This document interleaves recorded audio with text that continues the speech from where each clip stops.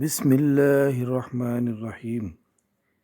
دوستو، یہ جو انبیاء کرام کے واقعات ہیں یہ محض قصے اور کہانیاں نہیں بلکہ ہمارے لیے باعث عبرت ہیں۔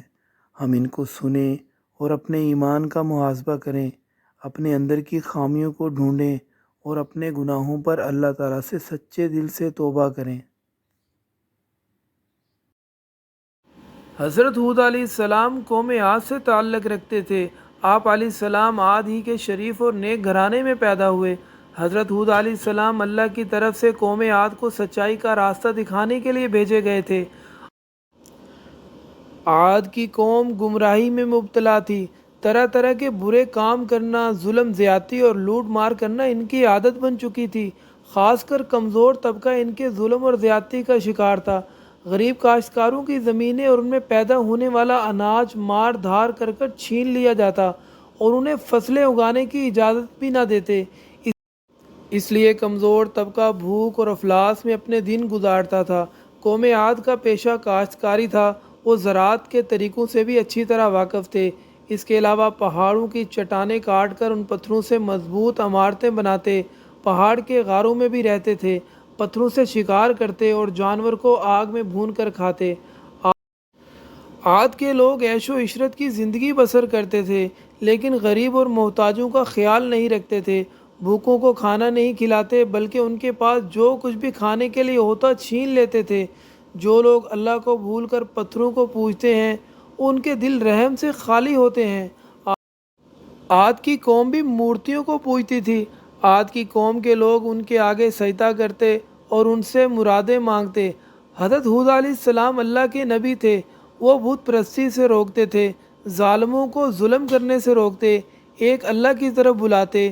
آپ علیہ السلام اپنی قوم سے کہتے، اے قوم، اللہ ہی کی عبادت کرو، اس کے سوا کوئی بھی عبادت کے لائق نہیں۔ وہی ایک ذات ہے جس کی عبادت کرنی چاہیے، جس نے زمین، آسمان و شجر اور حجر کو پیدا کیا۔ اے قوم، تمہیں کیا ہو گیا ہے کہ اللہ کو چھوڑ کر بتوں کی پوجا کرتے ہو؟ ان بتوں کی پوجا سے تمہیں کچھ حاصل نہیں ہوگا۔ یہ تمہاری سراسر جہالت اور گمراہی ہے۔ بہتر یہی ہے کہ تم ان بتوں سے منہ موڑ لو جنہیں تم نے اپنے ہاتھوں سے بنایا ہوا ہے۔ حضرت ہود علیہ السلام نے اپنی قوم کو نصیحت کرتے ہوئے کہا، اللہ تعالیٰ نے تمہیں اور ساری کائنات کو پیدا کیا، زمین میں رزق کا سامان پیدا کیا، تم کھیتی باڑی کرتے ہو، تمہیں زمین سے زیادہ اناج حاصل کرتے ہو، اس کے باوجود تم دوسروں کا اناج چھینتے ہو۔ بلکہ تمہیں تو چاہیے کہ اپنے اناج میں سے محتاجوں اور غریبوں کا حصہ نکالتے اور بھوکوں کو کھانا کھلاتے تاکہ وہ بھی تمہاری طرح زندگی بسر کر سکے، لیکن تم ایسا نہیں کرتے۔ جو کچھ اللہ تعالیٰ نے تمہیں دیا ہے اس کا شکر بجا لاؤ۔ اس کا طریقہ یہ ہے کہ جس کے پاس اناج نہیں ہے تم انہیں کھانے پینے کا سامان دو۔ اگر تم ایسا نہیں کرتے تو یہ تمہاری بدبختی کی علامت ہے۔ حضرت ہود علیہ السلام کی نصیحتیں سن کر لوگ جواب دیتے، ہم سے کیا چاہتے ہو؟ اور جو کچھ ہم کرتے ہیں ہماری اپنی مرضی ہے۔ ہم اپنی محنت سے اناج پیدا کرتے ہیں، ہم کسی بھوکے کو کیوں کھلائیں؟ ہمارے پاس اناج جتنا زیادہ ہوگا ہم اتنے ہی طاقتور کہلائیں گے۔ ہم وہی کرتے ہیں جو ہمارے باپ دادا کیا کرتے تھے۔ حضرت ہود علیہ السلام کہتے کہ مجھے اللہ نے نبی بنا کر بھیجا ہے تاکہ تم کو اچھی باتیں بتاؤں اور بری باتوں سے آگاہ کروں اور برے کاموں سے روکوں۔ اگر تم صحیح اور سیدھا راستے پر نہیں چلو گے تو اللہ کے عذاب سے نہیں بچ سکتے۔ حضرت ہود علیہ السلام کے بار بار اپنی قوم کو نصیحت کرتے رہے۔ ایک مرتبہ پھر آپ نے انہی باتوں کو دہرایا اور کہا، اے قوم، میری بات مان لو، میں تمہارا بھلا چاہتا ہوں، جو کچھ بھی کہتا ہوں اس میں تمہاری بھلائی ہے۔ حضرت ہود علیہ السلام نرمی سے سمجھاتے کہ کسی کمزور پر ظلم نہ کرو، کسی کا رزق تنگ نہ کرو۔ انہیں پیار سے سمجھاتے کہ اے قوم، میں تمہارا بھائی ہوں، تمہارا دوست ہوں، میں تم سے کچھ نہیں مانگتا، میں جو کچھ کرتا ہوں اس کا صلہ مجھے اللہ دے گا۔ قوم کا شبہ دور کرتے ہوئے کہتے، اے قوم، کیا تم یہ سمجھ رہے ہو کہ مجھ پر ایمان لاؤ گے تو تمہاری کھیتی باڑی برباد ہو جائے گی اور تمہارے عیش و عشرت میں خلل پڑے گا۔ ایسا کبھی نہ سوچو، اگر تم بتوں کو پوجا چھوڑ دو اور مجھ پر ایمان لاؤ تو اللہ تعالیٰ تمہارے مال میں اور اولاد میں برکت دے گا، تمہیں مزید طاقت عطا کرے گا۔ آپ علیہ السلام نے اگلے زمانے کی باتیں یاد دلاتے ہوئے کہا، اے قوم، کیا اللہ تعالیٰ نے گمراہوں کی ہدایت دینے کے لیے حضرت نوح علیہ السلام کو نبی بنا کر نہیں بھیجا تھا؟ اس قوم نے اللہ کی باتوں کا انکار کیا تو کس طرح اللہ کے عذاب نے انہیں پکڑا تھا۔ پھر تم میرے نبی ہونے کا کیوں انکار کرتے ہو؟ آپ علیہ السلام نے بتوں کے بارے میں فرمایا، یہ بت جسے تم اپنا معبود سمجھتے ہو نہ کسی کے ساتھ بھلائی کر سکتے ہیں، نہ یہ تمہیں نقصان پہنچا سکتے ہیں، بلکہ تم خود اپنا نقصان کر رہے ہو۔ آپ علیہ السلام نے انہیں آگاہ کرتے ہوئے کہا، اے قوم، تمہارے جھوٹے معبودوں پر نہ ایمان لاؤں گا نہ ان سے ڈروں گا، میرا بھروسہ اللہ پر ہے جو تمہارا اور ہمارا پروردگار ہے۔